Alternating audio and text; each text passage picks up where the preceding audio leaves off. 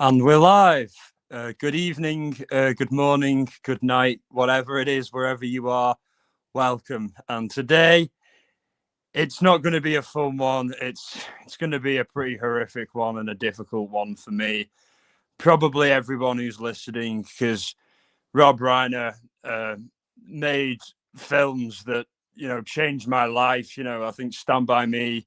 When I first saw that, I was about the age that they were supposed to be in the film. They were all supposed to be about 11 or 12, and I saw Stand By Me at that age, and it just changed my life. I just thought, oh my god, that's an amazing film that just captures, although it was set in the 50s, it just captures how young people, especially young boys, talk to each other. And yeah, oh my god, The Princess Bride as well. Yeah, and Misery, so many different movies and All in the Family and just everything. I'm so glad you could join us, Val. So happy to see you here, and Amber as well. So great for you to be here. But yeah, it's a tough one, and I'm glad you're here for this. It helps. It makes it easier. But yeah, so many great films. It's just I'm going to start with a little intro on his career and Michelle's as well, his wife. But yeah, he started out as the meathead in All in the Family, a show that, I saw it when I first came over to America, and it was the first like American TV series that was never really widely released in the UK that I'd ever seen. Especially never seen one from that time either. And I just found it amazing. I found his character to be really funny, and Carol O'Connor, who played Archie, I thought that they bounced off each other really well. And it reminded me in some ways of my relationship with my dad. And I know they're not father and son in the show, they're father-in-law and son, but it similar kind of different clashing worldviews, but they still cared deeply about each other in the show, and I really loved that show. It really spawned the Jeffersons, and like it was the only kind of, I think it was the first TV show that really addressed like serious social issues. I mean, before then, all the TV shows were all like, the Andy Griffith show and like all, showing you a fantasy of what, everyone thinks an ideal life should be, and no kind of negative things or difficulties in life, just kind of an idealized version of reality, which, All in the Family tackled real issues. And I think that's why people loved it so much, because it was real, you know what I mean? Rather than, obviously it was a show, but it dealt with issues that were real and presented a more realistic view of life. And that theme of him putting social issues and being real in cinema, and doing movies about and TV shows about real people and real issues and real feelings, followed Rob Reiner after All in the Family. He did obviously The Princess Bride, he did Misery, he did Stand By Me, he did lots and lots of, he did When Harry Met Sally, he did loads of great movies, and TV shows, and it's just countless to name, and I was enjoying, like, when I heard he died and been killed, When Harry Met Sally, yeah, love that film, Val. We should totally watch it together, do a stream of it or something. Like, yeah, I might do something like on here or somewhere, maybe Rumble, where I won't be struck, and I could maybe do like a DVD commentary type thing over one of his movies, to remember it. But yeah, when I first heard, to kind of process it and get over it, because sadly my grandmother passed this weekend as well, so there's been a lot of loss in my world. Obviously I never met Rob Reiner, but like anyone whose films or work that has an impact on you, it does feel like you know them in a way.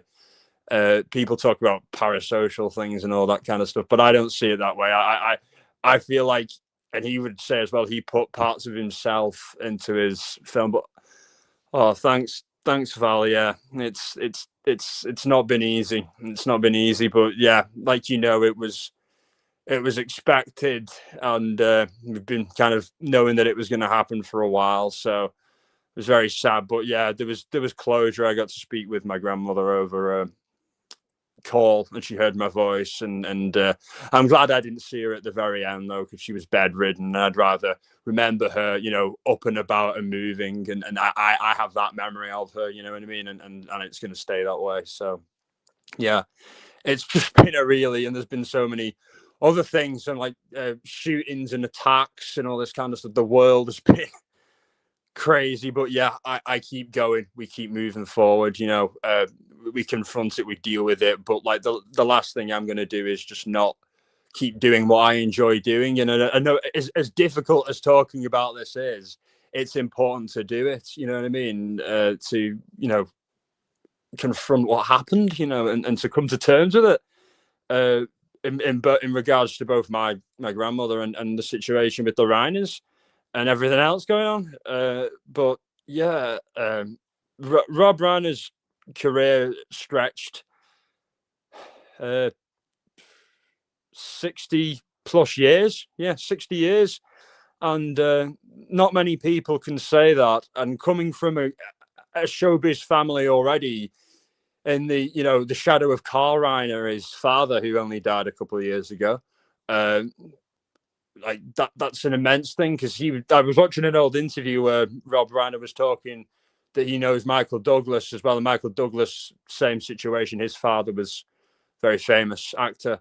And he was like talking about how rare it is to come from famous parents to then either replicate or surpass their accomplishments. It's a mammoth amount of pressure that most people can't contend with, and we'll get back to that topic further on along the line. But I'd like to talk about Michelle Reiner now, his really nice wife. And like everyone said that knew Rob Reiner, that Michelle was always around and was just a sweetheart and really nice and welcoming to everybody.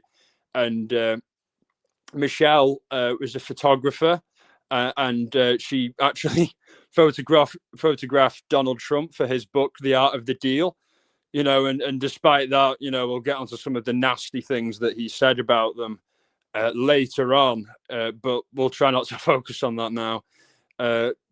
Obviously, she photographed Trump for his book, Art of the Deal, and she also co-produced a lot of movies with Rob Reiner, and they were a team. She co-produced Spinal Tap 2 with him, a recent Mel Brooks movie that they did together for Netflix, which I have to watch. Haven't seen yet, but I really want to, and I certainly will, and I'll be talking about that on my next live, hopefully. But yeah, they were a team. You know what I mean? They were a team, and I love that. I love that they were both partners in like love, but also in creativity and work as well. They just seemed like a brilliant couple, and it's really sad that they've gone in this way. And like about Rob, so the tributes about both of them, but especially about Rob, from Corey Feldman, Jerry O'Connell, and so many, Kathy Bates. And then you think about how many careers he launched, he helped, and everybody says like he was a director who would be like a father to you. You know what I mean? And he was certainly a father to the lads, to the boys in Stand By Me, especially. All of them needed it, but some more than others. All those boys struggled. All those men in that movie had issues in life, in their childhoods. Will Wheaton, his parents were making him act. You know what I mean? He was there under pressure, a lot of stress in there. Obviously, River Phoenix grew up in a child abuse cult, the Children of God, and was abused in horrific ways from a very young age. And Corey also abused, and Jerry O'Connell went through his own issues, obviously always being labeled the fat kid, and things like that. So they all had issues, and Rob Reiner was good as such a great director that he became their father almost. And I think that's why they got all those guys are great actors, and to have pain helps in art, and all those guys had pain, and the best always do. But what he was good at is he was good at being able to, I guess, speak to them all and connect with them on an emotional level, and that they were able to open themselves up to his advice and suggestions, and also feel comfortable being vulnerable on camera. And that's not easy for men to do, certainly not easy for boys to do, or actors in general. But and that takes a special kind of director that can create that kind of atmosphere. So it just shows you the type of person he was. Very heartwarming, very caring guy. Peace and love. Thank you very much, Clearwater Gates. Yeah, it's a bit of a crazy one, but yeah, John's lives always, Stuttering John's lives always cheer me up. I wonder if John ever met Rob Reiner. He probably did at some point. Tonight's show, and him, both of them being Hollywood liberals and all. I'm sure they would have crossed paths at some point. But yeah, and there's now we're going to get on to Nick Reiner, who is the suspect in this horrible situation. Nick is 32 years old. He's a lot younger than I thought he would be. Like, when I heard it was like they had kids, I thought the kids would be like my parents' age, but they're not, because Reiner and his wife Reiner's was only 2 years younger than my grandparents. So, like, I thought, they would be around my parents' age of their kids, but they're a lot closer to my age, So but people have kids late. But yeah, Nick, and it's 32. He's had addiction issues since he was 15, and these addiction issues were not just like alcohol, pot, or whatever. He was a full-blown meth and heroin addict by the time he was 15, and I didn't grow up in the best of places, and a lot of drugs and a lot of drug abuse around, but I don't think I ever knew anyone who was hooked on meth and heroin at such a young age. A few years after that, of course, but never that young, and you've got to think, why was that? And I have to assume that there was certainly some underlying trauma in his life, or undiagnosed at that point mental illness that he was trying to self-medicate with. And obviously when you do that with recreational drugs, or really drugs of any kind, it just makes it 1,000 times worse. It's like pouring gasoline on a burning flame, taking recreational drugs to try and self-medicate mental illness, especially when it's believed, it's been widely publicized that he has schizophrenia, and whether that was developed because of such heavy drug use in an early age, or whether he had always had it. And like, I theorized that he was taking drugs like that, those powerful drugs like meth and heroin that put you on the verge of death. So powerful, you know what I mean, to try and treat something as serious as,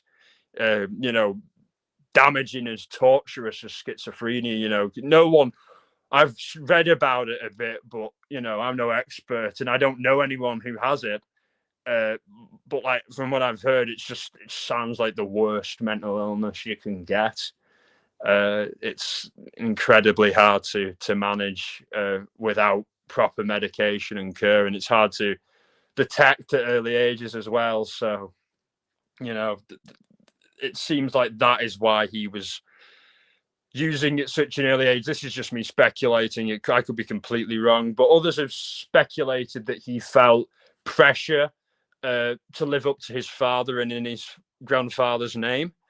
But like, for me, I think that, obviously Rob felt the same way towards his father, Carl, and felt like, under burden to carry out, to be a star, to be famous, to live up to his name. But he never did anything like that, so I don't think that that's necessary. It could certainly play a factor in it, but I think it's more based around mental illness, but the aggression in Nick has been there since before he started using drugs. His mother Michelle hired his mother Michelle hired a yoga teacher for him when he was 10.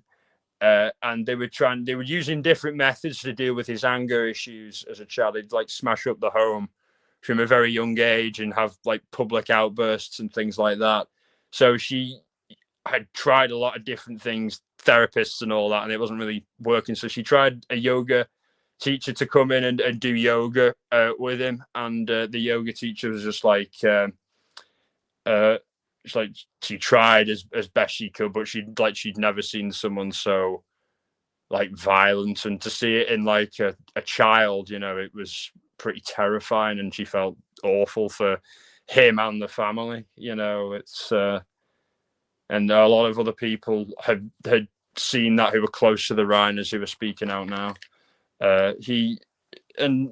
People are saying, and Nick also in his struggles with substance abuse had periods and stints of being homeless, and people are saying, how could the Reiners, with all their millions, let Nick be homeless? I don't think that they for one second let Nick be homeless. I think that they may have said, more than likely, if you're going to be here, you can't use hard drugs. We're not going to support that. We're not going to fund you and enable you to kill yourself.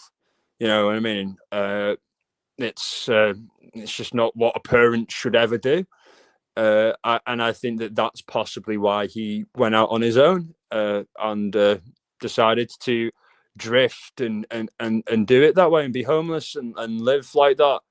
I don't think for one second he was forced out by them. I think he chose that option, chose not to try and help himself, basically. And then that's the terror of addictions, the horror of it. But it shows you the level that the kid, he'd been in 18 rehabs by the time he was 18.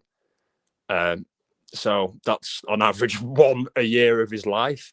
So, and that amount of money, it just, to me, that isn't the mark of a parent, of parents who don't care, who turn their back. They've tried many different ways, so many ways to try and help him. That isn't a parent. Those aren't parents that didn't care. Those aren't parents that were abusive. Those are parents that loved their son deeply. And from hearing from people who knew them, they say that despite all this, they absolutely still would love Nick and would like us to try to have some understanding, you know what I mean, and compassion as best as we can. You know what I mean? As difficult as impossible as all this is to understand. That's what I've been hearing from people in various interviews who knew the Reiners, who were close with them, and that is the impression I get from just seeing them in interviews and how they were as people. So yeah, there's a lot of speculation going around, and I don't for one second believe that they were abusive to him or were neglectful to him or they had any blame or fault in this at all. I really don't. There's evidence to prove that they tried as hard as any good parent could and would, and it shows you, sadly, that you can have millions of dollars, but you can't fix someone. You can't help someone that doesn't want to be helped. You know what I mean? You can't help someone that has got, serious mental health issues as well as addiction issues. And, the second that they stop taking their medication, they start to relapse, all bets are off, and it's in some cases, no one could foresee this happening, but sadly a lot of people who were close said that they're horrified, but in a weird way they're not surprised, because maybe they'd seen his aggressive outbursts or violent outbursts or whatever, and it can be confirmed that he did yell at them publicly a lot and embarrass them. But in addition to how much Rob Reiner and his wife Michelle cared, Rob and Nick co-produced and co-wrote a movie together called Being Charlie. And this is loosely based on their relationship. It's a very good film.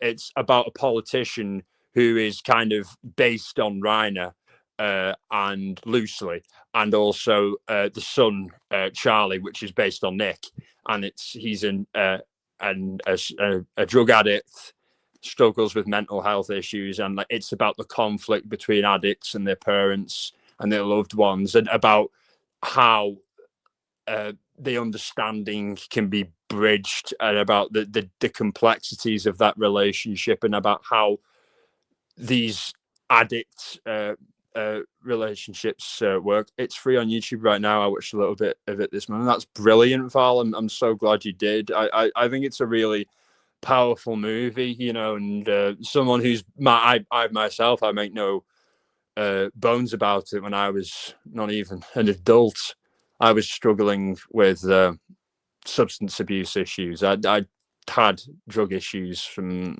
the ages of 13 to 18, and I haven't relapsed since then. But obviously, there's always times you think about it. My drug of choice was cocaine, and as a minor doing that, or doing that at any time, it can mess your mind up badly, but it shows you that some people can come through it. Some people, it's an everyday thing. You're not completely over it, but you're not dependent on it. You're not a slave to it anymore. You're in recovery. You're a survivor of it. You're not a victim of drug abuse anymore.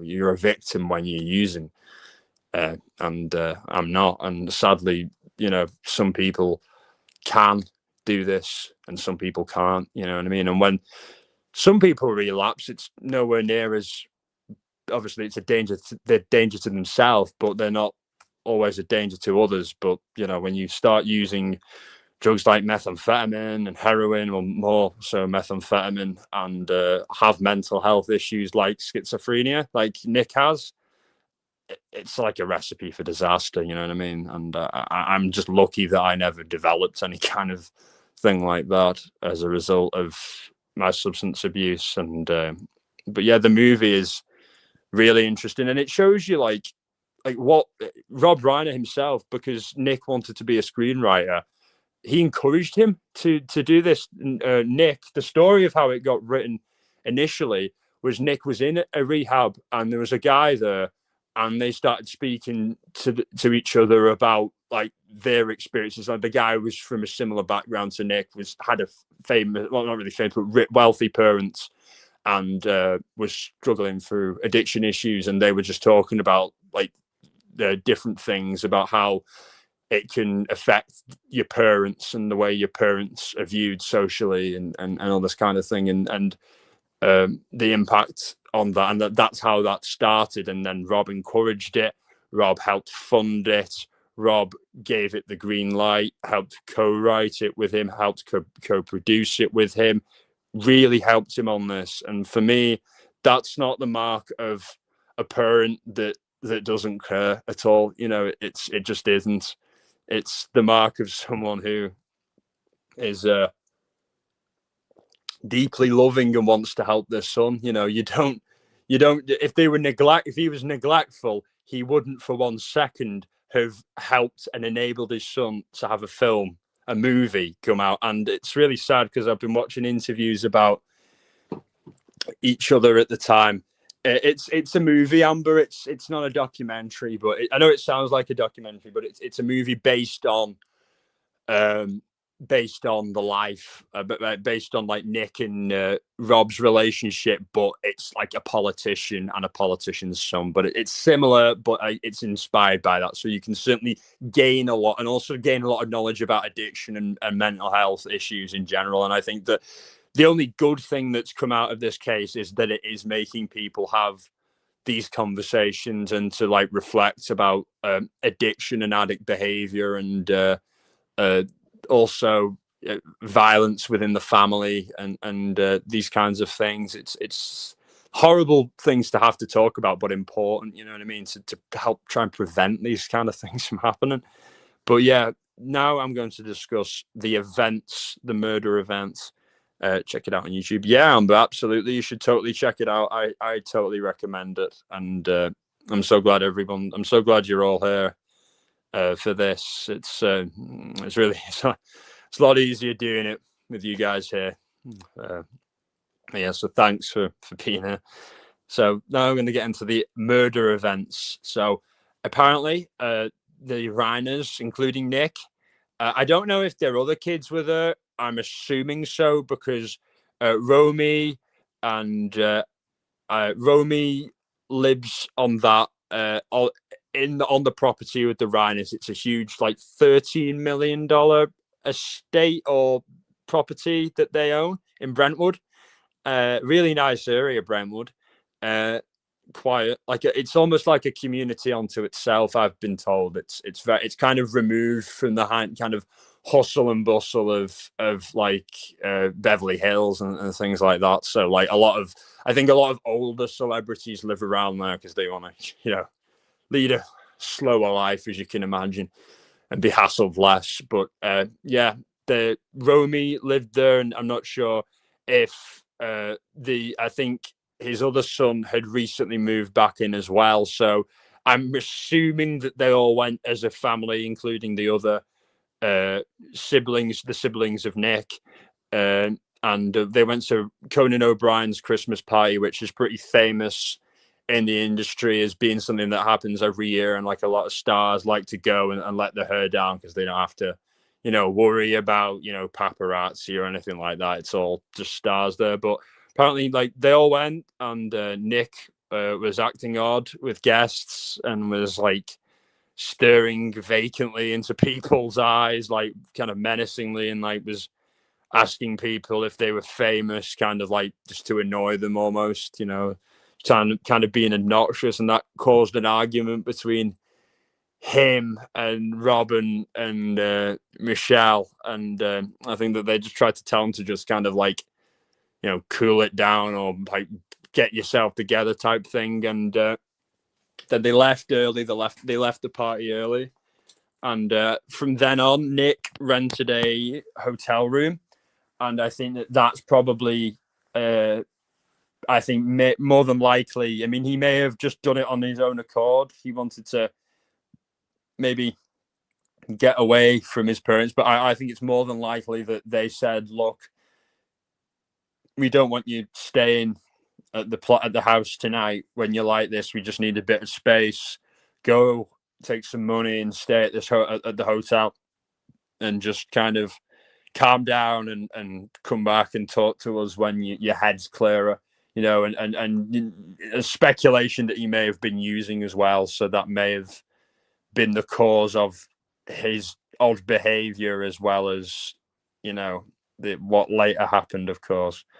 But yeah, they left early.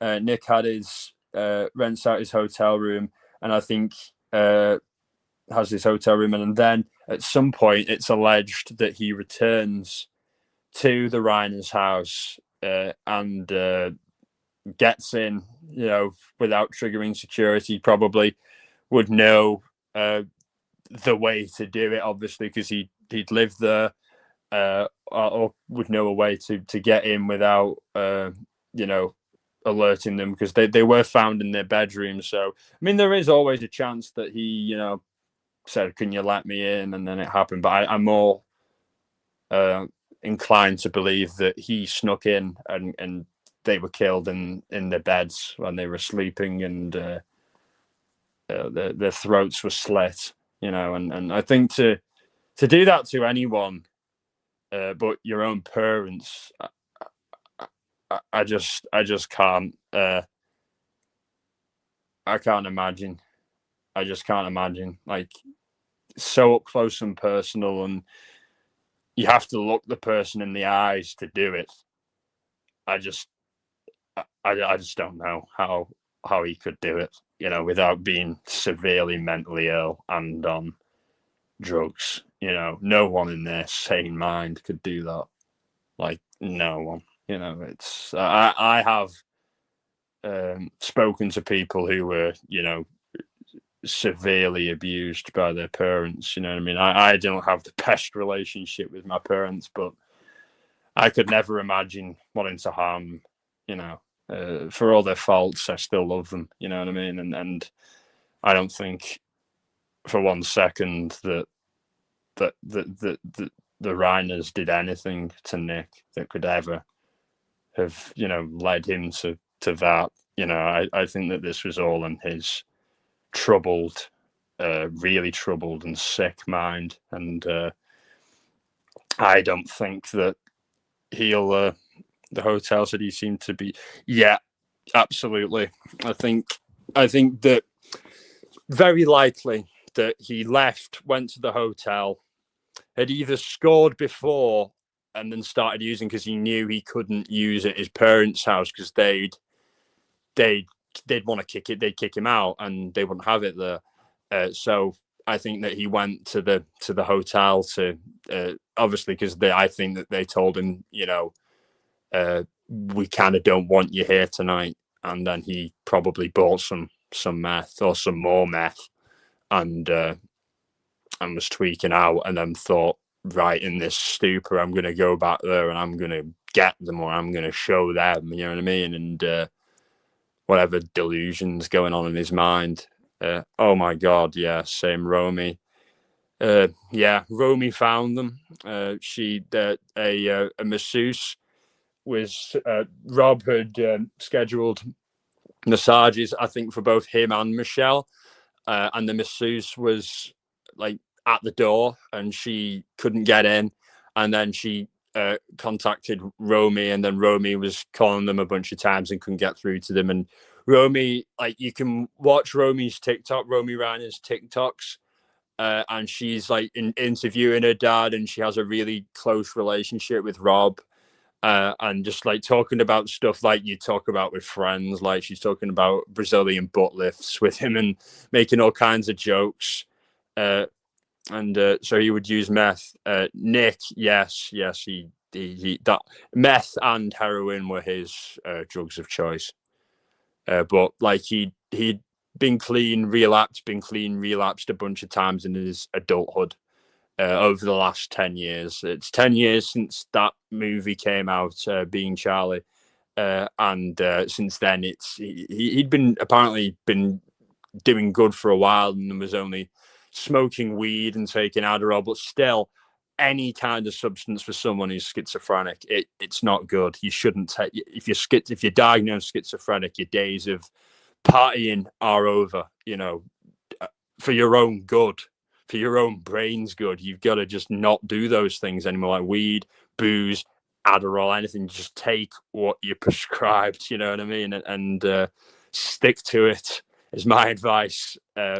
Yeah, and I think that I can't imagine how she. Oh God, I can't. Val, I just couldn't imagine. Yeah, Romy. I sorry, I got sidetracked, but yeah, Romy was called down to the house by the yoga instructor, and not the yoga instructor, the masseuse, and she had her key and got in and found them.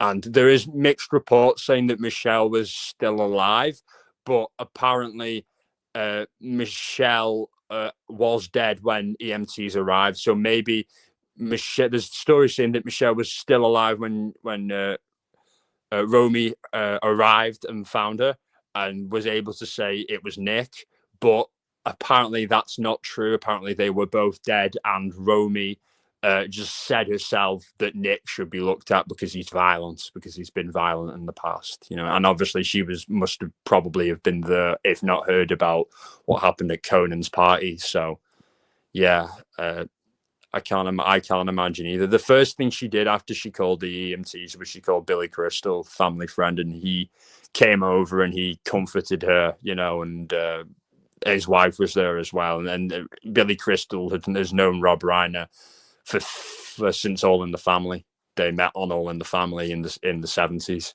and obviously Harry Met Sally, probably Billy Crystal's biggest film.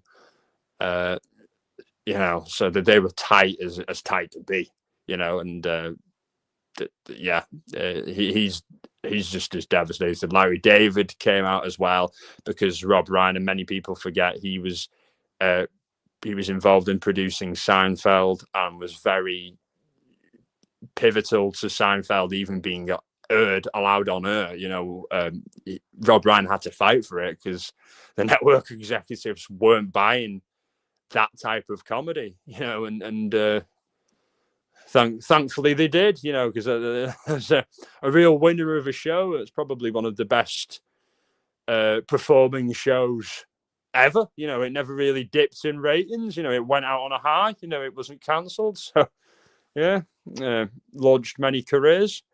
But I think you're right, Val. I think Adderall would be bad too, especially if he liked uppers. Exactly, yeah. It would just, you know, tease him and make him want more, you know. This is unraveling kind of weird though, isn't it? It is. It really is. It's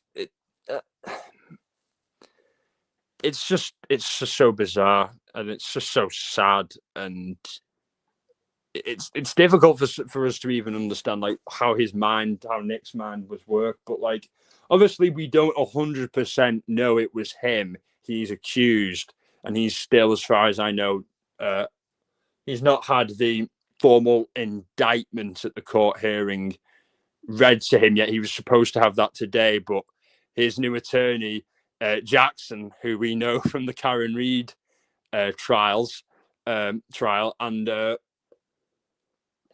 Mr. Alan Jackson has asked for there to be time for either Nick to detox from whatever substances he's on, and also to be mentally evaluated for competency.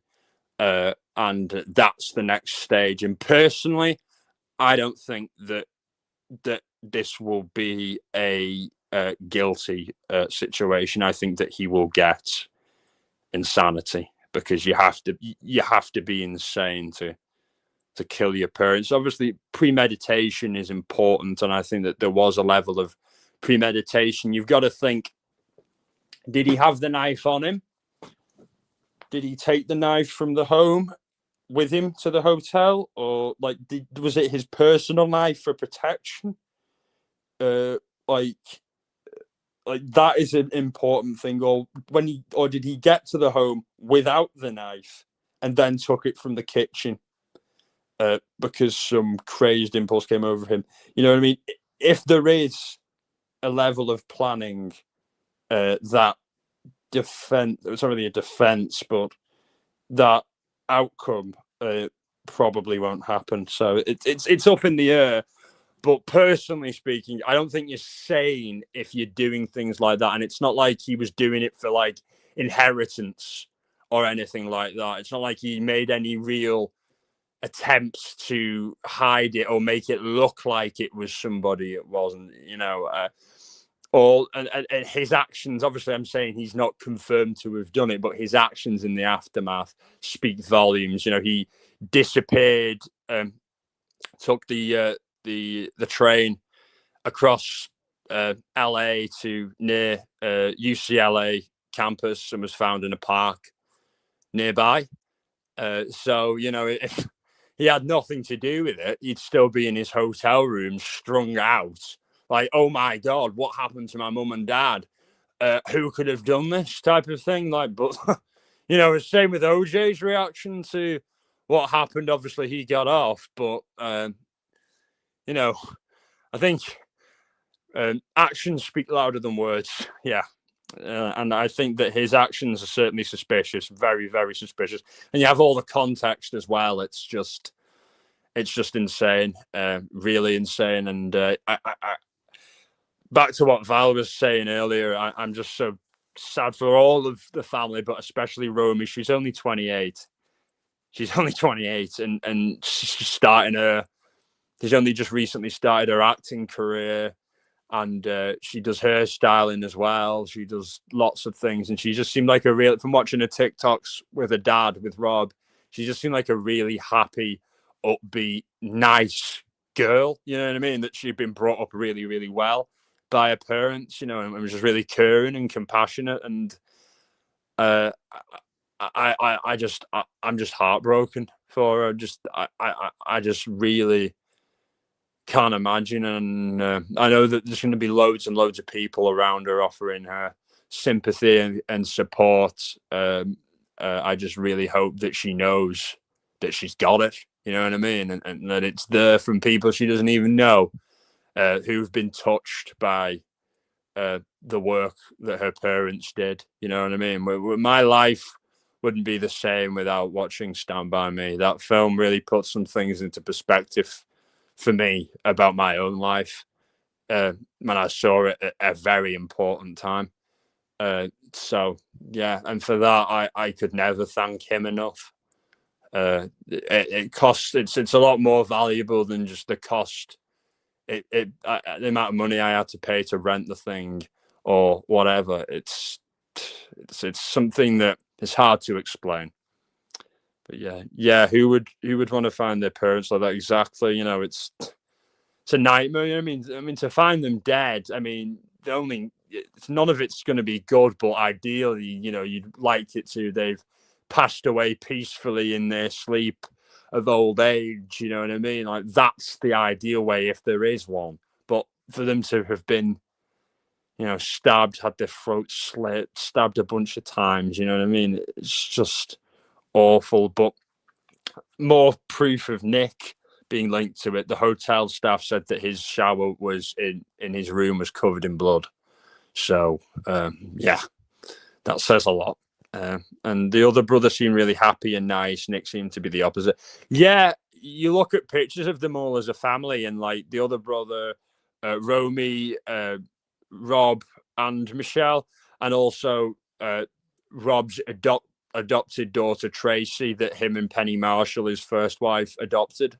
They all look really, really happy in family pictures. They're always smiling, beaming smiles. Rob's got such a like a really like friendly, just happy smile. He looks a lot like my grandfather, which is why it hurts. You know what I mean? I think I put a lot of I think I saw him very much in that light, because they look the same and they are the same age about. And so that's why it more than, as well as the films, it feels just really bad, you know, for me and for lots of people.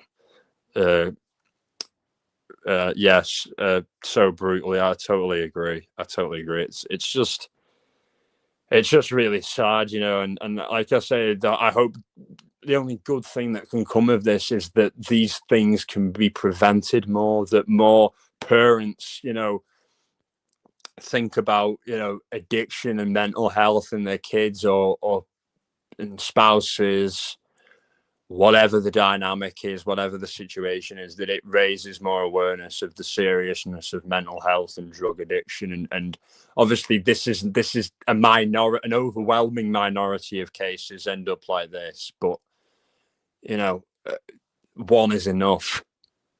And at least I hope it can be used to shine a light on that. Seems you're somewhat aware of your throat being slashed too, even for a minute. How awful. Exactly. But by the way of it, you've got to, you know, look the person in the eye. And, you know, if you just got on top of them whilst they were sleeping, they'd feel it. And, you know, there's two of them as well. So it's not like you could have done them both at once. So, yeah, I just can't imagine. But to do that to anyone, but your own, but never mind your own parents, the people who brought you into the world, who, you know, and especially parents who were so good to him, who tried everything for him, who kept trying for him, despite their old ages. You know what I mean?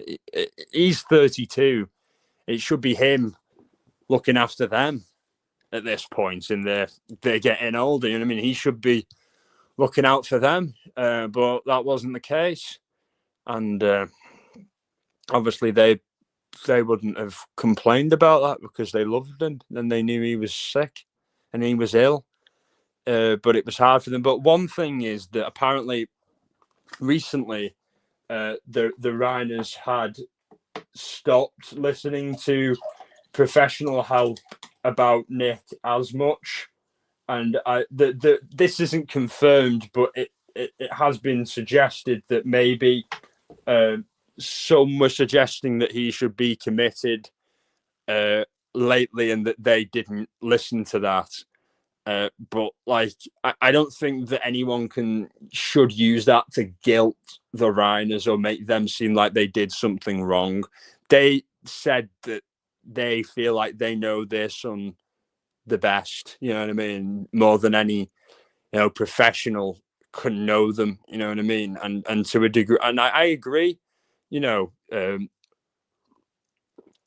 but when treating medically, you've got to kind of listen when someone like that says they're a real threat to you or to themselves, you know what I mean? And as a parent, it must be, I'm sure they were sick of having to send him to those places because they knew how much he didn't like it and things like that. And that they talk about tough love, Rob and him, in an interview that they did to promote Being Charlie. And it seemed like Nick resented them for sending him off to rehabs and giving him like what he felt was tough love. But honestly, it's better to have tough love than to have parents who don't give a fuck about you.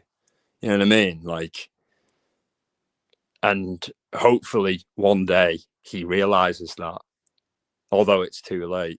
You know what I mean? But I hope he does. I hope he realizes and regrets what he did someday, and he can come out of his mental mania and psychosis, schizophrenia, whatever. If you can have a moment of clear thinking, hopefully he can see how foolish he was, because if they didn't care about him, he'd have died a long time ago. You know what I mean? And I was listening to him, Nick, on a podcast from a few years ago, about 7 years ago, and he was talking about an OD that he had on cocaine whilst on a flight flying from I think it was Maine to LA, and or from LA to Maine. I can't remember which way, but it was that flight that he was taking, and he OD'd on that flight on cocaine. And he was just talking in the interview about how much it helped him in the aftermath, that his parents being so close to him, and how he realized that like pushing them away and thinking that them helping him was hurting him and all this kind of stuff that addicts do. You know what I mean? So it's clearly that he did have clear thoughts, but it shows mental illness and addiction is such a toxic combination. He probably had all kinds of negative thoughts, blaming them, you know what I mean, perceiving it the wrong way, everyone's against me type of thinking that's typical of addicts, and what they use to justify how badly they treat everybody around them, and it's a sad situation. But yeah, I think Rob has spoken in interviews about Nick, saying that he felt rehab centers were bad because they shame people into getting help, and they make people like shame themselves and things like that. But I think shame shouldn't come into it. I think humility, because there's no shame in being a drug addict. There's no shame in having addiction issues because it's a medical problem. It's like saying there's shame in cancer. There's no shame in cancer. You know what I mean? It's not something that people want. You know what I mean? It's not something that anybody wants. You understand? And if they are running towards that, they're self-destructive and mentally ill. It's not that they want that. You know what I mean? Their will is gone haywire, essentially. So yeah, I look at it that way, and I think that it shows that with the best will in the world, some people can't be helped. Some people are beyond the help of others, and they need a quite rigid routine, and I think that Nick he should have been institutionalized before all this, before it ever got to this point. But the Reiners, in their compassion, didn't want that, because who the hell would? Who the hell would want their son, their daughter, their spouse to be institutionalized? You know, it's just not something that anyone would want, even as a last resort. So people who are sitting there, judging them from afar, clearly have no idea what a situation like that feels like, and what kind of, how awful that must feel, and how desperate they are for their son to love them and to understand them and respect them, and get that they're doing this because they love him, trying to get him the help, the counselling and all that. But then they're scared to get him institutionalized, scared to send him to rehab, because they think it will make him resent them more and will push him further away. So you've got this awful duality, and it's like there's no one set solution for anyone. And most of these places have small, low recovery rates, because addiction is often used to mask other issues, things that are trauma, that are, mental health ills, psychosomatic ills, unresolved trauma, and I think that in Nick's case, that he was self-medicating. I'm just speculating it, self-medicating to try and numb the effects in his mind of his schizophrenia, of his mental illness, and as I said earlier on, and that's just a recipe for disaster. It's pouring gasoline on an already burning, ripping down flame. It's never going to work out well, and I think that this can hopefully raise more awareness of addiction, mental health issues, and domestic and familial murder and killing and violence. And it's like I keep saying, that the sad reality is it shows you that there's no one set solution for everybody. But like I said, I think a lot of these addiction centers and rehabs focus too much on trying to just get the person off drugs, as opposed to understanding why they're doing drugs. You know what I mean? And I think, like I said, it's to mask the problem. Then what is this problem? What are these underlying reasons? Let's address them. And then you go to psychiatrists, and sometimes they'll give you drugs, they'll give you meds to try and manage it, but that's basically making you feel emotionless, and that's not actually going to the root and dealing with the problem. It's just like mitigating it. It's just, masking it. It's not addressing it, and I think that this raises important questions about rehab, trauma treatment, drug abuse, all this kind of thing. And I think that we need a rethink of how we deal with these things, of how these centers operate, because I've heard all kinds of stories about, you think of a guy like Nick Reiner, he comes from like really rich parents, millionaires who are parents, and you look at these rehab facilities and they go, well, we could get him clean, but we don't want him always to be clean or permanently clean, because if he comes back here, that's another, 10, 20 grand in our pockets. And Dr. Drew has spoken out about this. Actually, I listened to this a month or two ago about rehab centers that do this and have done this. And I'm not saying that this is the case with Nick, but this happens in Hollywood with the children of, or the kids of rich parents. Kelly Osbourne spoke about it, Ozzy and Sharon's kid. Obviously, she's a grown woman now with kids of her own, but she spoke out about how there are rehab centers that will target you if they know you're like the child of a rich person, and not give you the best type of help in hopes that you'll relapse, and then they'll fork more money over. So there are these questions, and obviously it is down to him. It was always down to Nick to keep on his medication and keep off the drugs, and willpower. It varies, you know what I mean, and different events can trigger different things and raise or lower morale.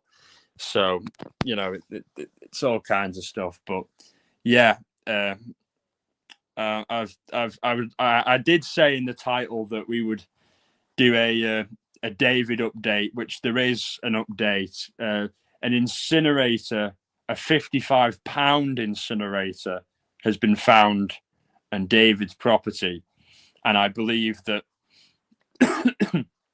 they were going to use it to dispose of Celeste's body.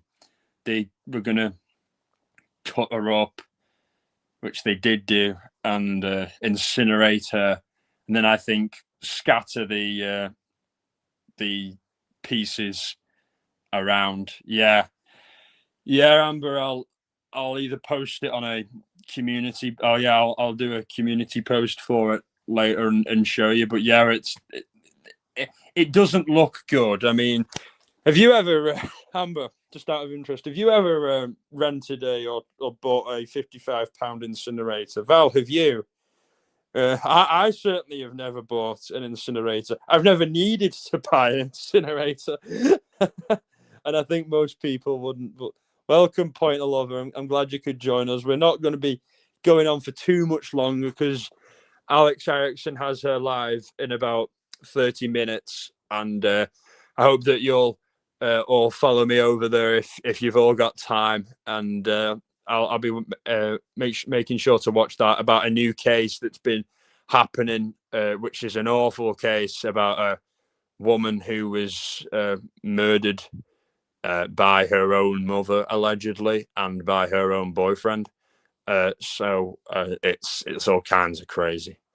And she was heavily pregnant at the time as well, so it's all kinds of crazy. And Miss Alex Erickson will be going over that later in 30 minutes. So yeah, and okay, I'll rewind and watch later. Thank you so much. Yeah, it's been a very deep and emotional live, a lot more than I usually do, because this is a lot closer to home, and it's been real. But yeah, about David as well, the incinerator found at his place, all kinds of just crazy shit, you know what I mean? And the fact though that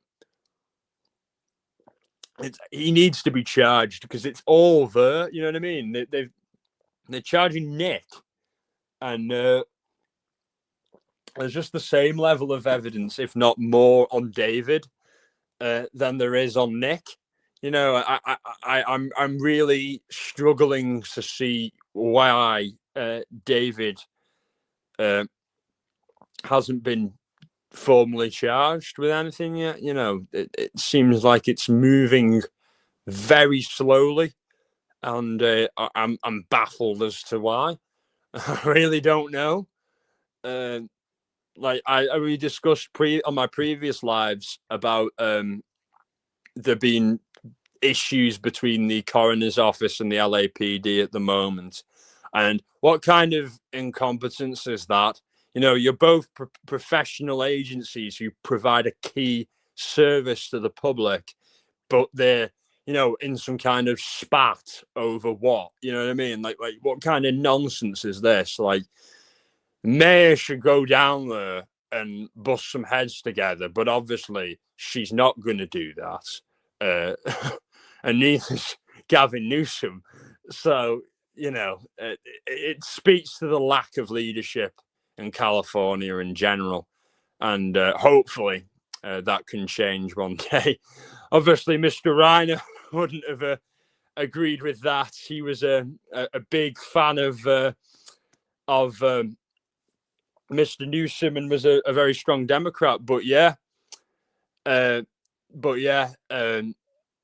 Rob Reiner's politics are completely irrelevant. Rob Reiner was a brilliant filmmaker. Yeah, he was going to cremate her. I think I totally agree. I think they were going to try and cremate. They cut all the body parts up because that's what they would. That's how she was found. She was found cut up in the car, and for whatever reason, they didn't follow through with it. The police had said that he had been seen in this ruralish place near San Bernardino. I nearly said Santa Monica, but San Bernardino, and where it was like rural, you know what I mean, and where you could do that, that they dispose of ashes and stuff like that, or do the cremation. You wouldn't do it on your property. It's in my yard. Yeah, you've got quite the yard. Yeah, you've got a beautiful yard. I'm not going to dox you or anything, but yeah, you've got a nice yard. But yeah, about to end on Rob Reiner though. Yeah, his politics and mine are completely different, but it just shows you we live in a world where people say, "Oh my God, that person is a liberal, that person's a Republican, or that person thinks this and that thinks that." I can't watch or love anything that they do. It's so stupid. That's the way the system and the powers that be want us to be divided and divisive. You know what I mean? Like I can disagree with somebody on politics, on anything really, on lots of things, but all I need to know is that their heart's good and that they're coming into it doing what they think is best, whether I think it's wrong, you know what I mean, or I disagree with it. It doesn't matter as long as their intent's pure. I don't mind. You know what I mean? I can agree to disagree, and I think that Rob's art is amazing. It's brilliant. You know what I mean? And he didn't mind, being poked fun of by South Park. You know what I mean? He had a great sense of humor in that South Park episode where they banned the smoking and he tries to get all the boys to start smoking so he can make the tobacco companies look bad, and he keeps eating butter and like random burgers and telling people off about how damaging the smoking cigarettes is. Yeah, and he said he loved that. He said he loved it and thought it was hilarious. So it shows you what a great sense of humor and a great guy he was. I tried to join the stream, but it didn't let me. I think I need to from my comp. Did you say who Nick's attorney is? I did already say it was Mr. Jackson. I think you may have missed that part, or I might not have said it clear enough, or something, or you might have been feeding the babies or something like that. How are they anyway? How are the babies? Send Shiloh and Bowie and everyone my love. They're great animals you've got. And hopefully next stream I want to do a live in the coming days, and we can hopefully get you on. I'll probably do an update about the Reiner situation and anything else that's going on, and probably finish with like a lighter subject like ghost stories or dreams. I'd love to talk to you about dreams. Val do a live about like astral projection, astral traveling, and symbology in dreams and symbology in life as well, like numerology, all these kinds of things, these topics that I know you're really interested in. I would love to have a chat with you about that. And you're such a sweet and lovely person. You're always really kind and great to chat to. I'm just really happy to have you here. And I know it's difficult for you to make lives with how busy you are, and it's just such an honor that you made the effort, especially now.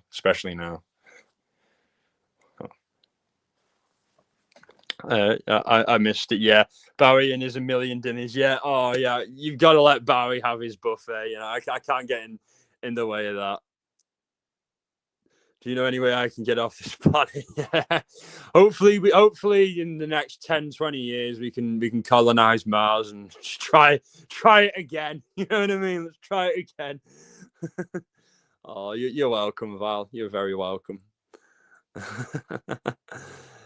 Yeah, but yeah, it's like, and also about Rob Reiner. He spoke when Charlie Kirk was assassinated, and that this clip's resurfaced on Piers Morgan, where Rob Reiner was like, me and Charlie didn't have very much in common politically, or if anything at all.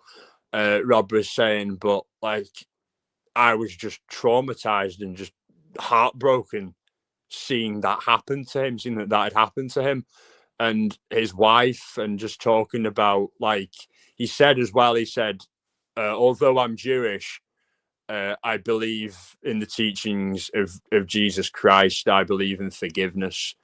And that's really poignant when you think about what happened to him. You know what I mean? Like, in other words, like, everybody who knew him knows that, like, he would have forgiven his son for it. You know what I mean? And that he still loved Nick and still loves Nick now. You know what I mean? And it's so sad, but it just shows you love. You know what I mean? The love of a parent.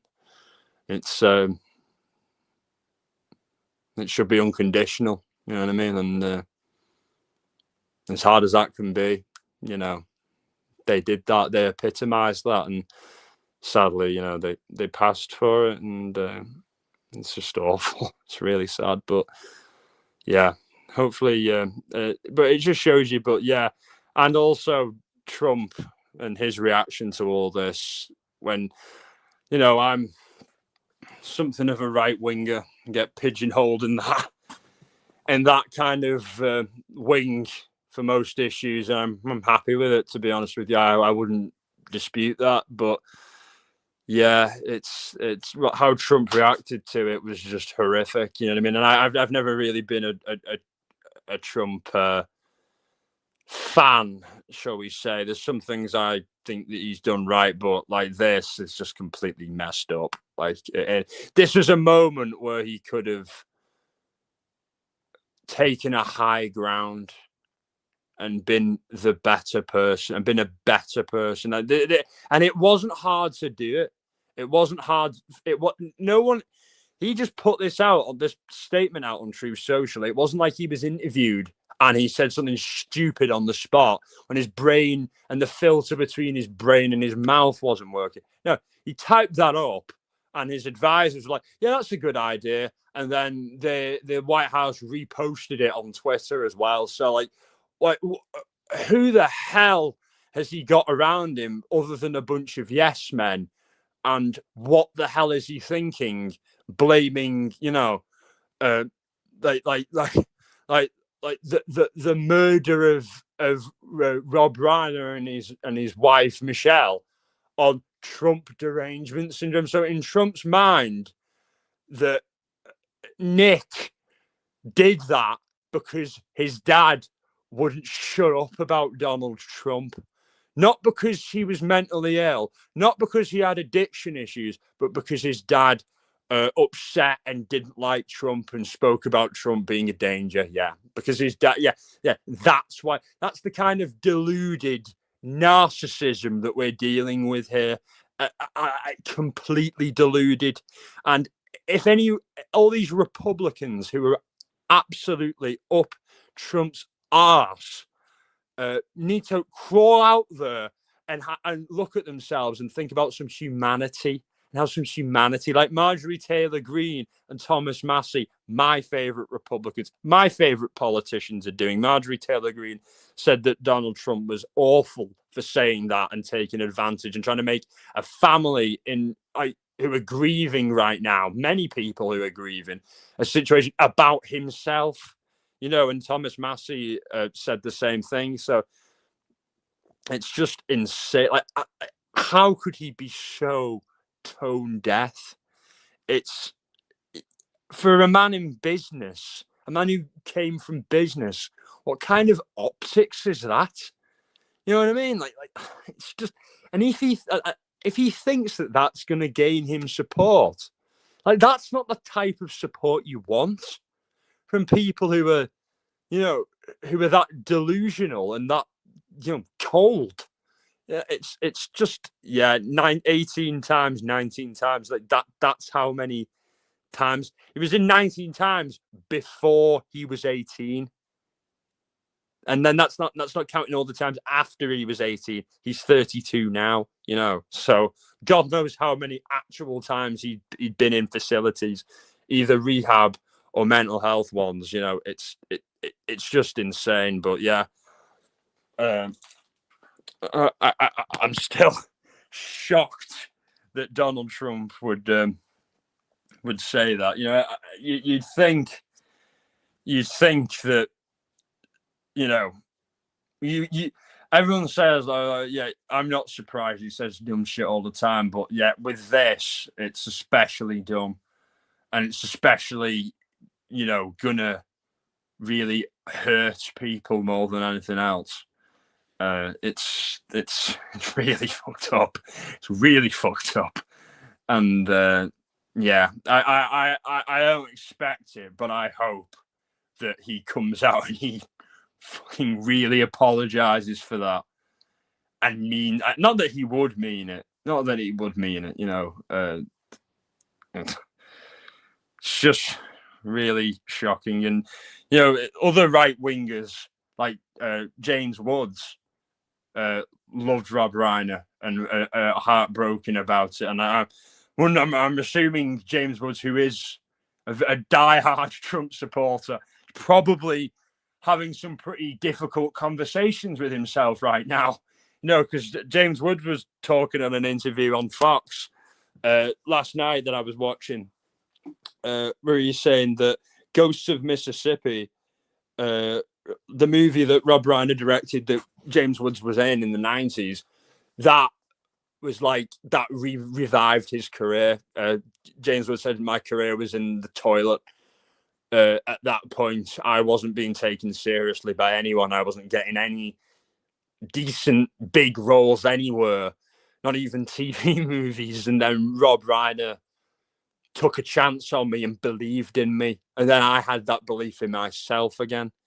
And that's one of many stories that people have said about him. Jerry O'Connell said he made me believe I could act, that I was good at this, that I could do this. And Jerry O'Connell in his interview was saying, like, picked up the picture of him and his wife, Rebecca Romaine, and the kids, and was just like, Rob Reiner gave me all of this. If it wasn't for Rob Reiner, I wouldn't have this life out there. I wouldn't be an actor. I wouldn't have this confidence and courage in myself. You know what I mean? And Corey Feldman, so many people, Kathy Bates, James Caan. Obviously, James Caan passed, but James Caan, obviously, before he passed, was said what a great person Reiner was to work with, and how much he looked up to him as a producer and as a performer. So like everyone, you know, the only person you hear who's saying anything negative about him is Trump, because Trump is so petty that he can't put political differences aside when someone's died, or even in life, and just be a decent human being. Like, just peel away these abstract things that, like, we think define us, and just be a human being. You know what I mean? It's not hard, and it will gain you a lot of more support than it will lose you. You know, and I don't think that this guy Trump is thinking before he does anything anymore, and that kind of person in the White House, pretty concerning, you know. But yeah. It's been a real ride, and I'm gonna start wrapping up now. I think, you know, I've gone in depth about Reiner and given the David updates, and yeah, it's been a good live. It's been a difficult live, but it's been a good live. I needed to get all this out there.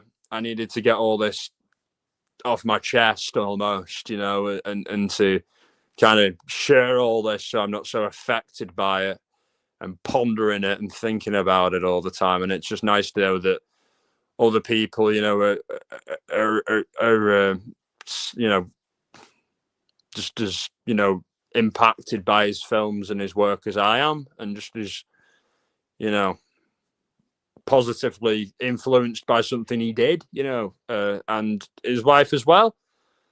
And I just send my best wishes to the family, and hope them, send them positive energy. Put positive. That's what I ask all of you to do who believe in this type of thing, to put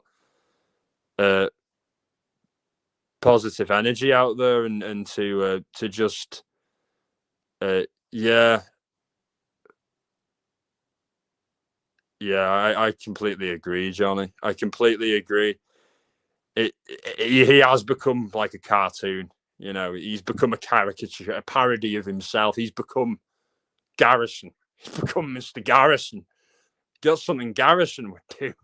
When Garrison was Trump in South Park. So yeah, you're completely right on that. But I'm glad you enjoyed the live. I'm glad everyone was here, and it is very sad. But I'm glad you could all join me and we could talk about it and process it all together. And hopefully we'll get some more information in the coming days, and I'll have another live. And thank you all so much for coming. And like I already did, especially a big thank you to the mods, Amber and Val, who keep the chat running and keep everything going. So thank you very much for and Point of Lover for coming in right at the end and offering your analysis, and Val and everyone. It's just you're all just great, and I can't thank you enough for being here. And I hope you join me again soon. And I hope if you can make it over to Alex Erickson's in about 10 minutes, I'll be happy to see you all there. And another sad case, sadly, but at least we've all got each other to make it easier. And there's always, even in this live, I found time to make jokes. I always make jokes, even in the worst and most difficult of subjects, because Rob Reiner loved comedy. I love comedy, and humor, comedy help trauma, help deal with trauma, help you not be so consumed by it. So it's important to not always be totally serious about everything. You should never totally be serious about everything. You should always be open to have a laugh. So that I think that's my parting message.